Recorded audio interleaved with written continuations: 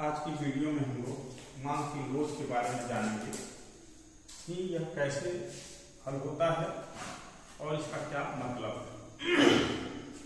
जैसा कि आप जानते हैं कि मांग का नियम एक गुणात्मक कथन है। मांग का नियम यह बताता है कि कीमत में परिवर्तन के फलस्वरूप मांग किस दिशा में परिवर्तित होगी। जैसे कीमत घटने पर मांग बढ़ जाएगी और कीमत बढ़ने पर मांग घट जाएगी। मांग का नियम एक बार जब बोला जाए तो अन्य बातें समान रहने पर कीमत घटने पर मांग बढ़ जाती है और कीमत बढ़ने पर मांग घट जाती है। यही मांग का नियम है, जो कि आप मांग वक्र से देख सकते हैं कि मांग वक्र नीचे गिरता हुआ एक वक्र होता है। यदि कीमत घट रही है तो ये मांग बढ़ जाती है। लेकिन मांग का नियम एक प्रवृत्ति बताता है बढ़ने या घटने की। कीमत परिवर्तन के फलस्वरूप मांग में बढ़ने या घटने की केवल प्रवृत्ति बताता है, मात्रा यह नहीं बताता है। यह एक गुणात्मक कथन है और हमें मात्रात्मक की भी जरूरत पड़ती है व्यवहारिक जीवन में। तो ऐसे में हमें एक ऐसे कॉन्सेप्ट की जरूरत पड़ती है जिससे हम मात्रा स्पष्ट करें। तो इसी कॉन्सेप्ट को व्यक्त करता है मांग की लोच। मांग की लोच यह बताता है कि एक निश्चित मात्रा में कीमत परिवर्तन के फलस्वरूप मांग में कितना परिवर्तन होगा। यदि हमें मांग वक्र की लोच उस समय उस वक्र पर उस दूरी में ज्ञात हो तो हम कीमत में एक पर्टिकुलर मात्रा में परिवर्तन के फलस्वरूप मांग में कितना परिवर्तन हुआ यह बता सकते हैं। मांग की लोच की परिभाषा बिल्कुल सीधी नहीं है, लेकिन फिर भी ये कहा जाता है कि किसी मांग वक्र पर एक निश्चित मात्रा में कीमत परिवर्तन होने पर मांग ज्यादा परिवर्तित होगी या कम परिवर्तित होगी, यह उसकी लोचशीलता पर निर्भर करता है। सूत्र रूप में मांग की लोच बराबर होता है, इसको मांग की लोच बराबर मांग में आनुपातिक परिवर्तन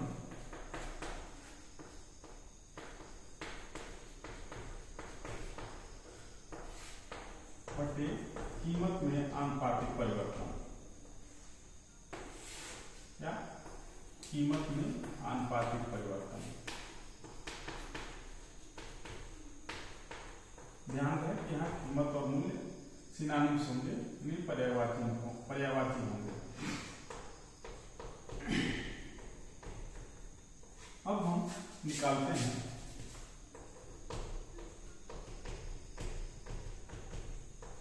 कि परिवर्तन कैसे निकाला जाएगा। चलिए हम इसको उदाहरण लेते हैं। एक डी वक्र है, इस पर कीमत होगी तो इसका मान होगी। ये Q1 P1 देखें कीमत घट रही है। तो इसके सूत्र में हम रखेंगे तो मान में आनुपातिक परिवर्तन के लिए Q माइनस Q1 बटे Q और भागा है तो यानी आनुपातिक है तो कीमत में आनुपातिक परिवर्तन के लिए P माइनस P1 बटे P। P और Q प्रारंभिक मात्राएं हैं और ये प्रारंभिक से अंतिम परिवर्तन के बाद की है। इसे हम देखेंगे कि इसे डेल्टा Q व्यक्त करते हैं, डेल्टा Q बटे Q और भागा डेल्टा P बटे P। आप यहां देख रहे हैं कि दोनों में से कोई एक विपरीत परिवर्तन होगा, यानी कि Q में से Q1 घटाएगा तो Q कम होगा, Q1 ज्यादा होगा, तो इसलिए यह जो है पहले ही ऋणात्मक हो जाएगा, यानी कि ये माइनस में आ जाएगा। तो हम इसको इस समस्या में न पढ़ते हुए इसके सूत्र के आगे ही माइनस चिन्ह लगा लेते हैं। अब इसको लिखेंगे डेल्टा Q बटे Q गुणे P बटे, ये उलट जाएगा तो संबंध बदलेगा, ये भाग से गुणे चिन्ह होगा तो ये भिन्न उलट जाएगी, डेल्टा P। इसको एक साथ करते हैं और माइनस डेल्टा Q बटे डेल्टा P इंटू P अपान Q। ये हमारा इलास्टिसिटी का सूत्र होता है, जो सामान्य सूत्र है कि ये लग जाता है। ये सूत्र हम प्राप्त कर लेते हैं। अब हमने लोच का एक सूत्र प्राप्त कर लिया। इसमें यदि हम इसमें 100 का गुणा करते हैं तो यही सूत्र प्रतिशत विधि हो जाएगा, और 100 हटाने पर यही सूत्र आनुपातिक विधि है। तो आनुपातिक विधि और प्रतिशत विधि एक समान होती है। प्रतिशत विधि फ्लक्स का दिया हुआ है और आनुपातिक विधि श्रीमती जॉन रॉबिन्सन का। तो दोनों विधियां लगभग एक समान है, केवल हल करने का अंतर है। यहाँ 100 आ जाता है गुणे में और आनुपातिक विधि में 100 नहीं जाता, ऐसे ही लग जाता है। तो अब जब हम इसको आंकिक उदाहरण में चलेंगे तो और स्पष्ट हो जाएगा, लेकिन हम यहाँ आंकिक उदाहरण में नहीं जाएंगे। अब हम लोच निकालने की विधियों के बारे में बताएंगे। लोच एक तो यही विधि है आनुपातिक या प्रतिशत परिवर्तन विधि, और दूसरी विधि है कुल व्यय विधि।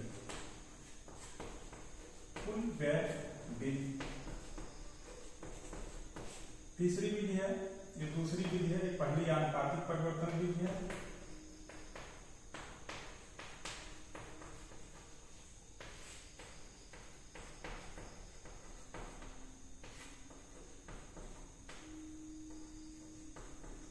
दूसरी विधि और तीसरी विधि है बिंदुरेखी विधि, और चौथी विधि है चाप लोच। तो हम सभी विधियों का थोड़ा थोड़ा परिचय देकर और इस मान की लोच के प्रकारों के बारे में चर्चा करेंगे। तो आनुपातिक विधियों के कुल व्यय विधि हम लेते हैं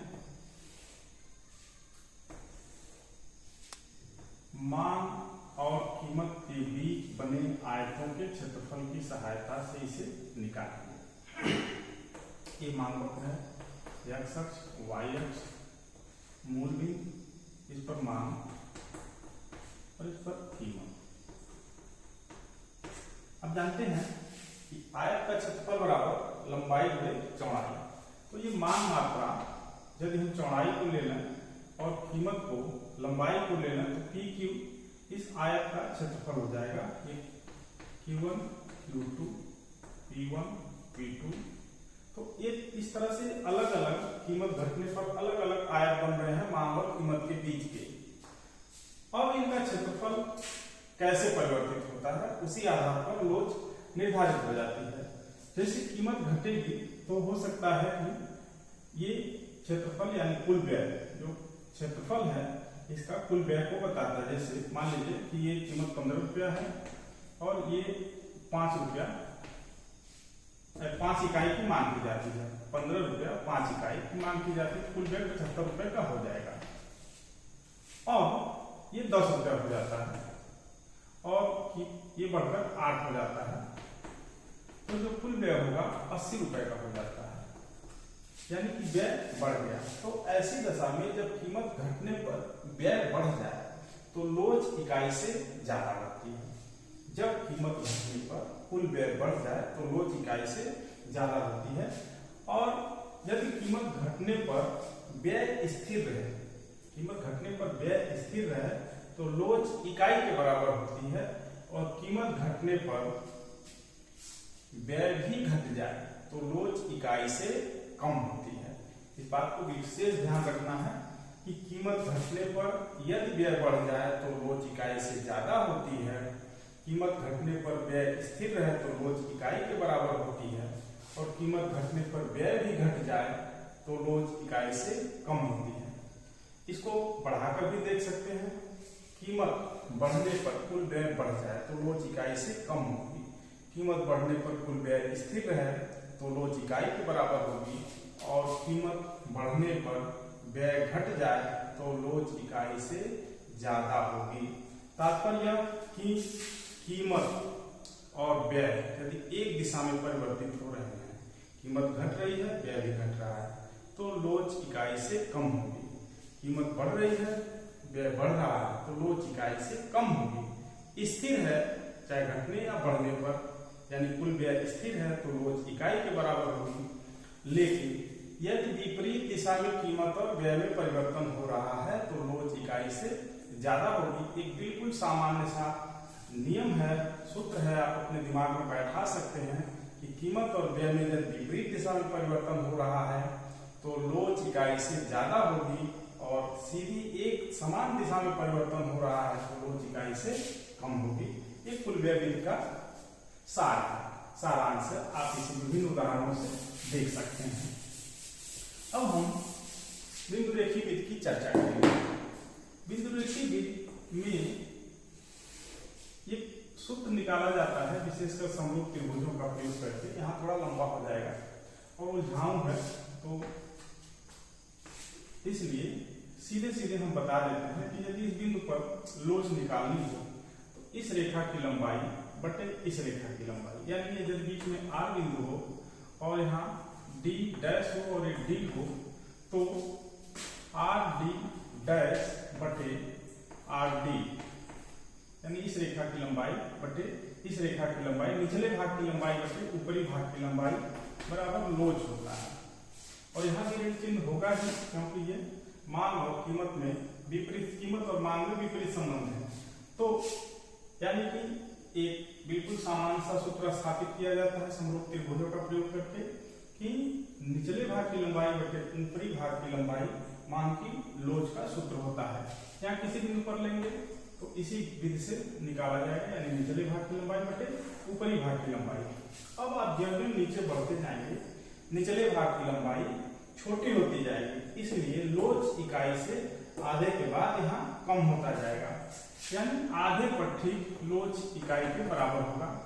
आधे से नीचे इकाई से कम होगा और आधे के ऊपर इकाई से ज्यादा होगा। ये बिंदु रेखी विधि यही बताती है। इस पर मान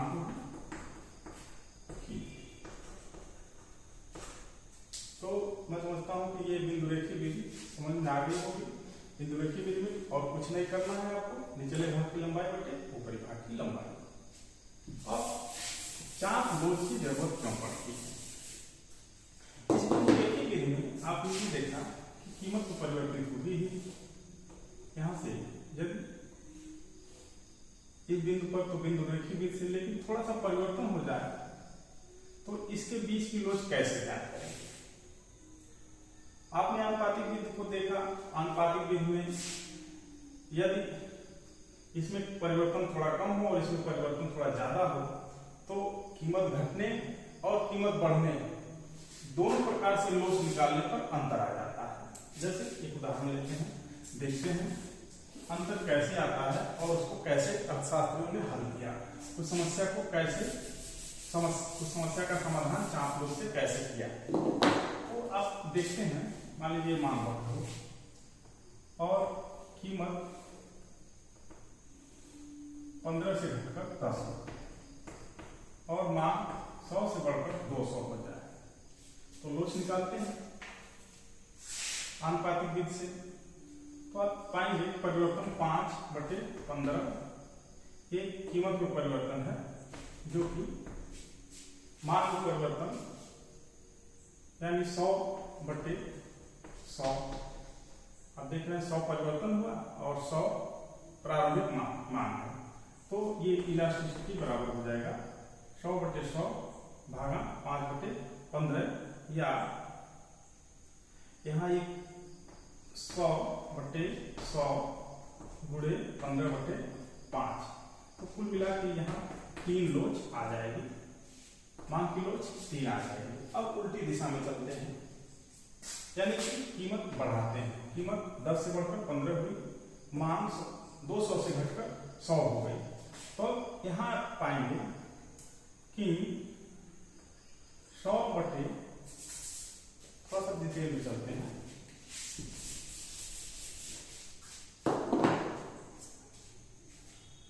मान में जो परिवर्तन होगा ई बराबर 200 माइनस 100 बटे 200 और भागा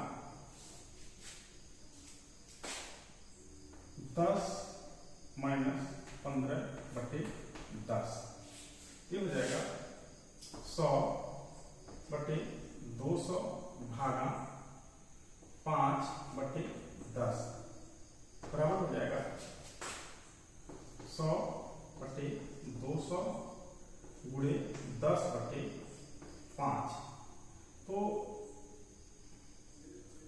ये 20/2500 और 20/200 10 कैंसिल हो गया, तो इसका मान 1 आ जाएगा। यानी कि एक ही बिंदु पर एक बार -3 आता है और दूसरी बार -1 आता है। ये कैसे संभव है? सवाल यहाँ है कि जब कीमत बढ़ रही है तो इसी भाग की लोच 1 आ रही है, और जब कीमत घट रही है तो इसी भाग की लोच 3 आ रही है। बिंदु रेखी विधि या प्रतिशत परिवर्तन विधि या आनुपातिक विधि में यह दोष आता है। तब अर्थशास्त्रियों ने इसे चाप लोच की विधि से हल किया है। चाप लोच की विधि ये बताती है कि ये दो बिंदुओं के बीच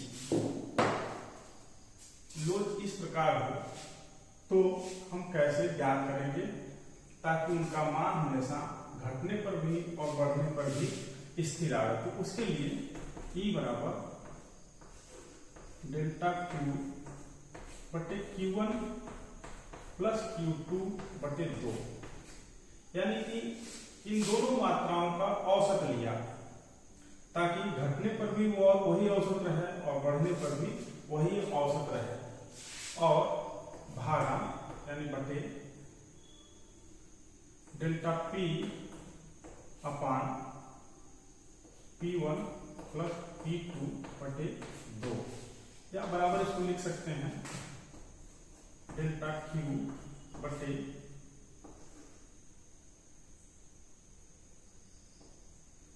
Q1 प्लस Q2 बटे 2 गुणे 2 बटे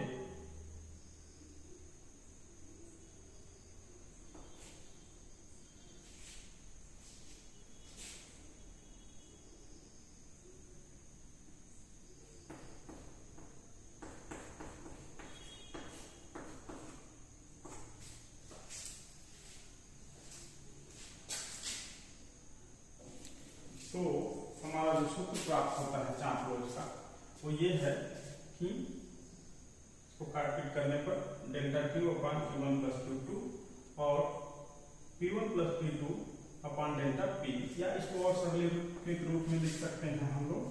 तो ये हो जाएगा डेल्टा Q बटे डेल्टा P गुणे P1 प्लस P2 बटे Q1 प्लस Q2। अब हम इसमें इसका मान रखते हैं तो पाएंगे, इधर का मिटा देते हैं और इसका मान मेन सूत्र में रखते हैं।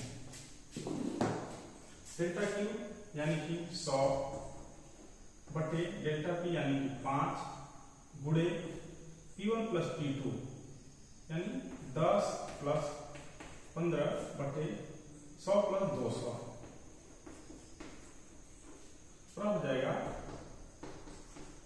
100 बटे 5 गुणे 25 बटे 300।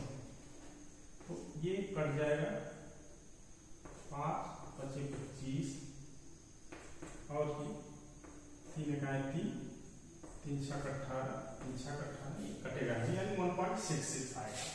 तो अब चाप लोच में अब इस विधि से यानी P1 प्लस P2 और Q1 प्लस Q2 यानी कि आधार के रूप में इनका औसत लेने से इन दोनों के बीच चाहे वो घटे या बढ़े दोनों ही दशाओं में लोच स्थिर रहेगी। लेकिन पहले क्या था, जब हम उस विधि से निकाल रहे थे आनुपातिक विधि से, तो कीमत घटने पर तो लोच 3 आ रही थी और कीमत बढ़ने पर लोच 1 आ रही थी। उस समस्या को, उस डायलेमा को, उस दुविधा को दूर करने के लिए चाप लोच का प्रयोग किया जाता है। यह विशेष रूप से वक्राकार मान वक्रों के लिए इसका विशेष प्रयोग होता है। जैसे मान लीजिए मान वक्र बिल्कुल वक्राकार है,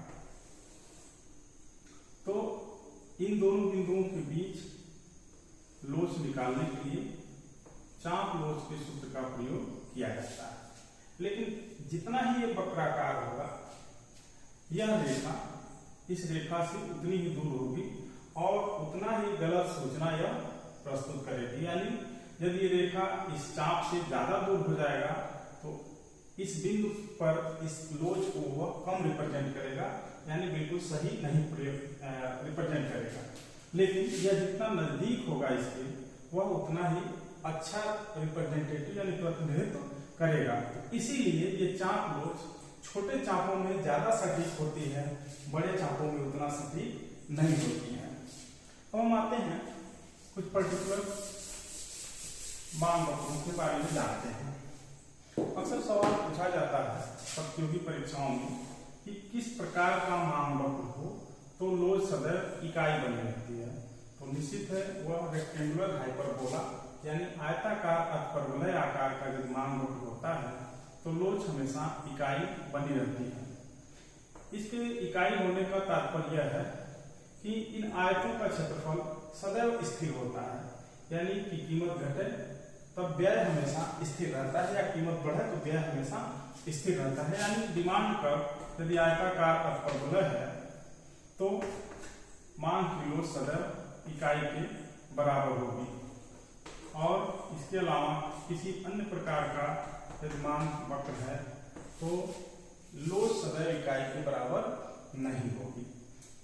तो मुझे याद रखना होगा आप सबको कि मान का आकार यानी मान वक्र का आकार यदि आयताकार अथपरवलय है तो मान की लोच सदैव इकाई के बराबर होगी। इसका कारण यह है कि कुल व्यय हमेशा स्थिर रहेगा और इसके बीच से बनने वाले प्रत्येक आयत का क्षेत्रफल हमेशा एक समान बना रहेगा। एक जो बहुत कंफ्यूजन रहता है, अक्सर विद्यार्थी कहते हैं कि एक समान ढाल वाला मान वक्र है तो उस पर लोच भी एक समान होनी चाहिए। तो आपने बिंदु रेखीय विधि में देखा है कि ऊपर है तो निचले भाग की लंबाई ज्यादा है तो लोच इकाई से ज्यादा होगी, यानी हमेशा निचला भाग बटे ऊपरी भाग। फिर नीचे आते जाएंगे तो लोच कम होती जाएगी, यानी कि ढाल और लोच का संबंध बिल्कुल नहीं होता है। एक समान ढाल वाले मान वक्र के हर बिंदु पर लोच अलग अलग होता है, अर्थात यदि ढाल समान है तो तब भी लोच एक समान नहीं होगी। अब लोच की श्रेणियां, तो आप ये ध्यान दें कि इस तरह का मान वक्र हो यानी बिल्कुल क्षैतिज हो, इसकी लोच अनंत होती है और जब बिल्कुल लंबवत हो यानी कीमत परिवर्तन का मान पर कोई प्रभाव न पड़े तो ऐसी दशा में लोच शून्य होती है।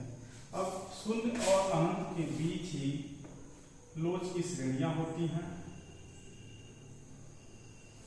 और जैसे इसका अनंत हो गया, इसका इकाई से ज्यादा हो गया, इसका इकाई हो गया, इकाई से कम हो गया और ये बिल्कुल शून्य हो गया, इस तरह की लोच की श्रेणियां होती हैं।